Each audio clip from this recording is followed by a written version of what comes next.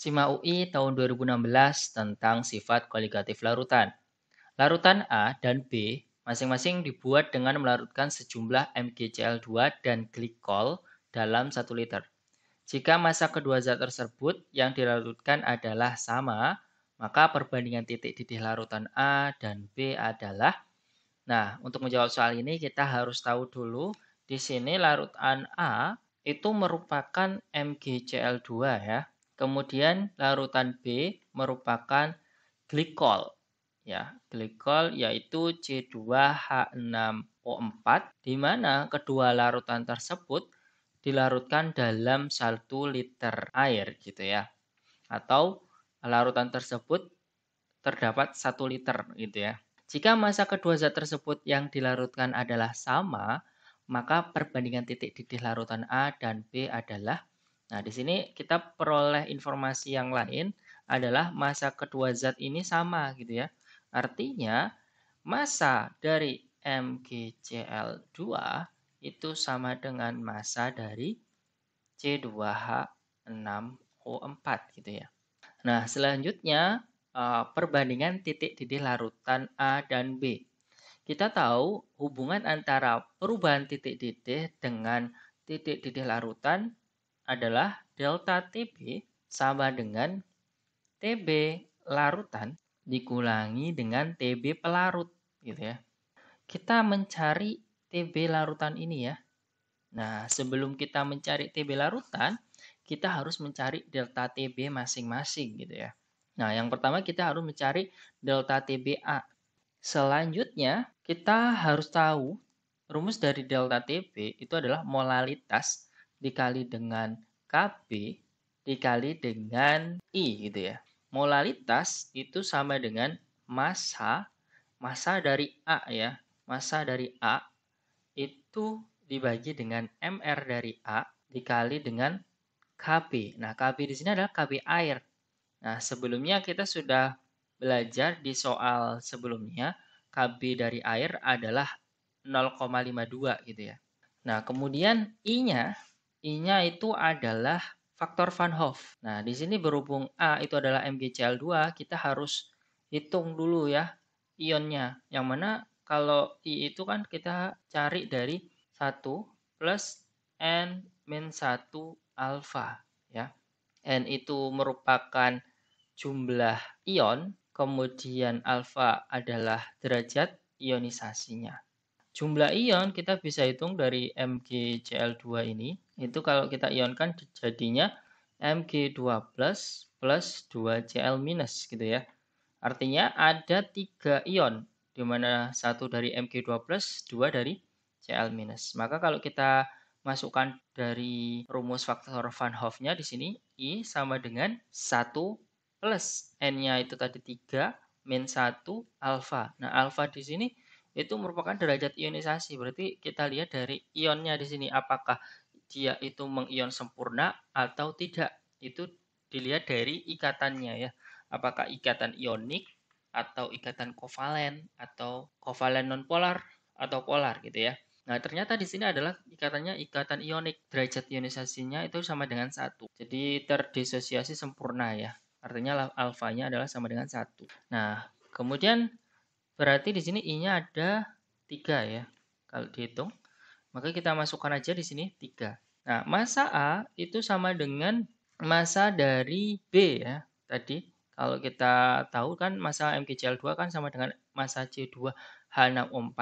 Nah, kalau kita samakan dengan ini ya, biar kita singkat jadi massa A sama dengan massa B gitu ya. Maka kita biarkan saja ya massa A ini jadi massa A. Terus MR dari A.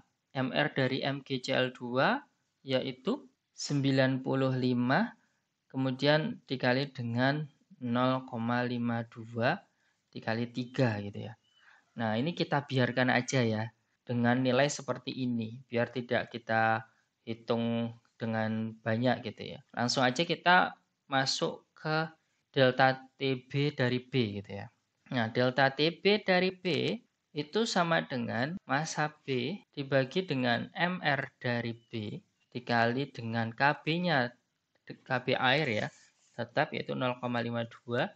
Nah, kemudian I-nya itu karena di sini adalah glikol yaitu C2H6O4 merupakan senyawa organik, maka dia itu tidak mengion ya. Artinya dia itu cuma satu aja N-nya gitu ya. Alfanya berarti dia 0 kalau bukan ionik ya, karena tidak terdisosiasi. Maka I-nya kalau kita hitung di sini 1 plus N-nya 1 dikurangi 1 dikali dengan 0 karena tidak terdisosiasi. Nah, maka di sini dapatnya adalah 1 ya I-nya. Nah, ini 1. Nah, selanjutnya karena kita sudah mencari delta TB, maka kita bisa menentukan TB larutannya. TB larutan itu sama dengan delta TB ditambah dengan TB pelarut. Nah, TB pelarut itu adalah 100 gitu ya. Delta TB ditambah dengan 100. Nah, delta TB kita masukkan, yang pertama kita cari yaitu TB larutan dari A gitu ya. Nah, TB larutan dari A itu sama dengan delta TB A-nya adalah MA, kemudian dibagi dengan 95, dikali dengan 0,52, dikali dengan 3, ditambah dengan 100. Nah, sedangkan kalau TBB itu adalah MB per MR dari B tadi belum dihitung ya. Nah, sudah saya hitung MR dari glikolnya sendiri itu adalah 94 ya. Dikali dengan 0,52 kali 1 plus 100 gitu ya. Nah, karena di sini kita tidak bisa langsung menjumlahkan karena kita nggak tahu massa dari A dan massa dari B, kita misalkan aja massa A sama dengan massa B itu adalah 2 gram misalkan ya.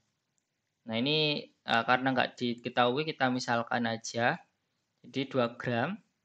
Maka nanti kalau kita hitung yang pertama untuk TBA itu sama dengan 2 kali 0,52 kali 3 dibagi dengan 95 ditambah 100 itu menghasilkan 100,033 ya. Kemudian kalau TBB